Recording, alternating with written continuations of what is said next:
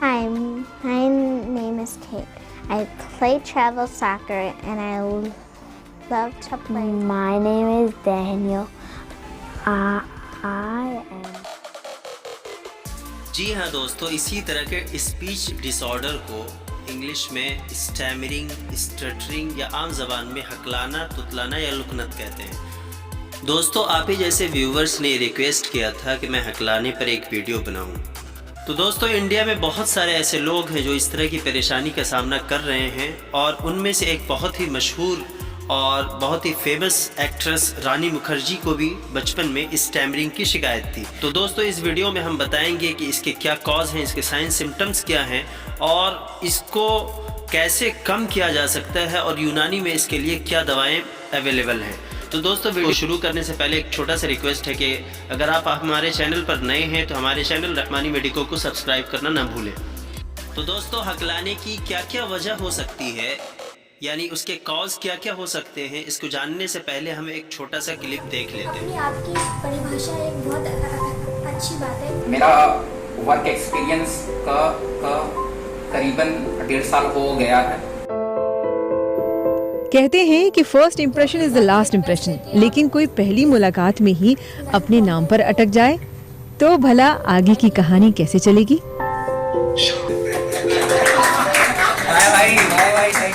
मतलब जो आप बोलना चाह रहे हो वो आप नहीं बोल पा रहे हो, तो एक जो होता है ना कि सोशल बनना, वो बहुत दिक्कत होती है उसमें सोशल बनने में, क्योंकि लोगों को ये लगता है कि हम वीक हैं या हम नर्वस हैं, लेकिन एग्जैक्टली ये नहीं है।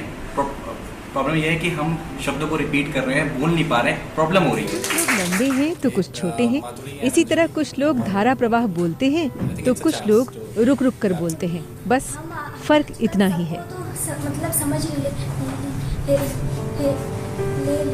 शर्म आना, स्ट्रेस आना, किसी ने ये चीज अगर पावर आ गई एक्सेप्ट करने की कि आप अगर कहीं भी हो, आप अपने आप को, मतलब कोई आपको दिक्कत नहीं है अगर आप स्टैमर भी होते हो, तो आपकी स्टैमरिंग 90% अपने आप हो जाएगी। जीवन में सारा खेल शर्म, डर और झिझक का है। जो जितना साहस के साथ इन सब का सामना करेगा उतना ही उसके लिए जीवन आसान होगा। तो भला हकलाहट पर खुलकर बातचीत करने में कैसी शर्म। इसलिए टीसा का कहना है कि हकलाओ मगर प्यार। तो दोस्तों, अब आप समझ ही गए होंगे कि स्टैमरिंग में होता क्या है, यानी हकलाने में या हकलाने वाले लोगों को बोलते वक्त क्या परेशानी आती है। तो दोस्तों, अब हम इसके कॉज पर एक नज़र डाल लेते हैं। तो इसके कॉज में 3 कॉज बताया जाता है। पहला न्यूरोजेनिक कॉज, दूसरा डेवलपमेंटल और तीसरा जेनेटिक कॉज। सबसे पहले हम न्यूरोजेनिक कॉज के बारे में बात करते हैं। तो दोस्तों, कुछ एविडेंस से पता चलता है कि बोलने में हकलाना या लुकनत मोटर न्यूरॉन की खराबी की वजह से होता है। ये मोटर न्यूरॉन क्या होता है, आसान ज़बान में समझिए कि बॉडी में 2 तरह के नर्व पाए जाते हैं। एक सेंसरी नर्व, जिसका काम ये होता है कि अपने सराउंडिंग या बॉडी के अंदर होने वाली चेंजेस के बारे में ब्रेन को मैसेज भेजना। दूसरा होता है मोटर न्यूरॉन, जिसका काम ये होता है कि ब्रेन से बॉडी के मसल को सिग्नल भेजना ताकि वो अपना काम कर सकें। अब जब इसको समझ गए तो स्टैमरिंग को समझना आसान है, क्योंकि इसमें भी वही होता है कि मोटर न्यूरॉन और सेंसरी न्यूरॉन का तालमेल सही नहीं रहता। मतलब कि जिस वक्त ब्रेन सिग्नल भेजता है कुछ बोलने के लिए, उस वक्त हमारी टंग और वोकल कॉर्ड उस सिग्नल को पिकअप नहीं कर पाते, जिसकी वजह से स्टैमरिंग यानी हकलाने की शिकायत पैदा होती है। अब डेवलपमेंटल कॉज और जेनेटिक कॉज को समझने के लिए बॉलीवुड एक्ट्रेस की खुद की एक दास्तान सुनिए। मैं बचपन में हकलाती थी, आई यूज्ड टू स्टैमर, और मेरी मम्मी भी हकलाती है, उन्हें भी एक स्टैमरिंग का मतलब इशू है। मेरे बड़े भाई वो भी बहुत ज़्यादा मतलब अभी भी हकलाते हैं, और मैंने काफ़ी वो चीज़ को ओवरकम की है, क्योंकि एज एन एक्ट्रेस हमें बहुत सारी डायलॉग्स बोलनी पड़ती है, बहुत सारे इमोशंस एक्सप्रेस करने पड़ते हैं, और स्टैमरिंग इज़ समथिंग कि जब आप बहुत ज़्यादा भावुक होते हो या एक्साइटेड होते हो तो वो चीज़ ज़्यादा उभर के आती है। तो बहुत मुझे कंट्रोल करना पड़ा, बहुत उस पर काम करना पड़ा। लेकिन मम्मी 20 साल की उम्र में शादी होके वो मुंबई आई थी मेरे डैडी के साथ। उनका स्टैमरिंग इतना ज़्यादा था कि बहुत बार वो गैदरिंग में बात नहीं करते थे। जब वो कहीं पे जाते थे तो वो मुंह नहीं खोलते थे कभी भी. But she is a singer from the age of 13-14 she used to sing with Mohammad Rafi on stage. तो जब वो गाना गाती थी कोई स्टैमरिंग नहीं होता था, बट जब वो बात करती थी तभी स्टैमरिंग होता था. और जब हम लोग पैदा हुए ऑब्वियसली राजा शायद मम्मी को देख देख के राजा को हो गया. फिर जब मैं पैदा हुई 5 साल बाद तो मैं शायद राजा को देख के मुझे भी मतलब वो हो गया. तो probably mine was not a inborn stammering, it was more about observing and then you know picking that up. तो मेरा शायद जल्दी सॉर्ट आउट हो गया क्योंकि मेरा शायद इनबॉर्न नहीं था स्टैमरिंग.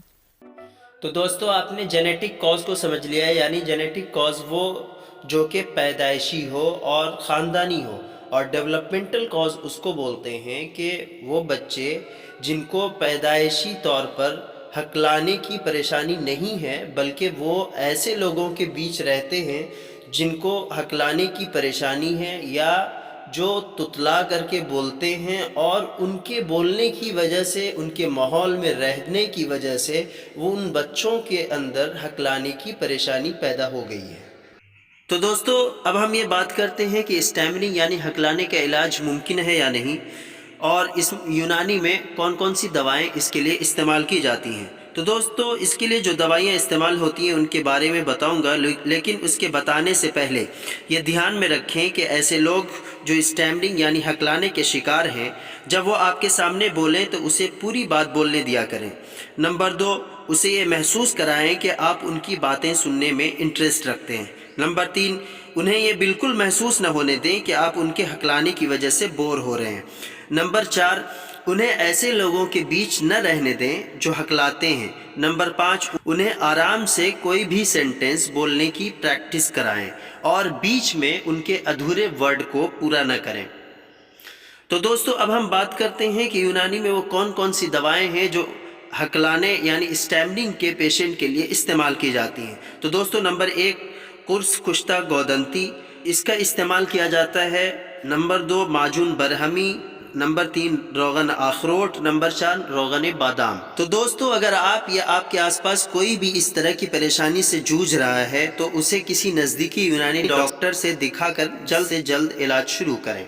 दोस्तों इस स्टैमरिंग पर बनी ये वीडियो कैसी लगी हमें कमेंट करके ज़रूर बताइएगा. वीडियो को लाइक कीजिए और अपने दोस्तों में शेयर कीजिए ताकि जो लोग स्टैमरिंग यानी हकलाने से परेशान हैं वो एंजाइटी या डिप्रेशन का शिकार होकर वो अपनी स्टैमरिंग या हकलाने को और बढ़ावा न दें, बल्कि वो अपनी इस परेशानी से जल्द छुटकारा पाएं. स्टैमरिंग, यूनानी मेडिसिन, हेल्थ या हिजामा से रिलेटेड कोई सवाल है तो हमें कमेंट करके ज़रूर पूछ सकते हैं. आपके सवालों का जवाब ज़रूर दिया जाएगा. शुक्रिया. सादा और आसान ज़बान में बनाई गई इस खूबसूरत और नॉलेजेबल वीडियो को लाइक कीजिए, शेयर कीजिए, और हेल्थ से रिलेटेड ऐसी ही नॉलेजेबल वीडियो देखने के लिए हमारे चैनल रहमानी मेडिको को सब्सक्राइब कीजिए. साथ में बेल आइकन को भी दबाइए ताकि आगे आने वाला वीडियो भी आप तक पहुंचता रहे.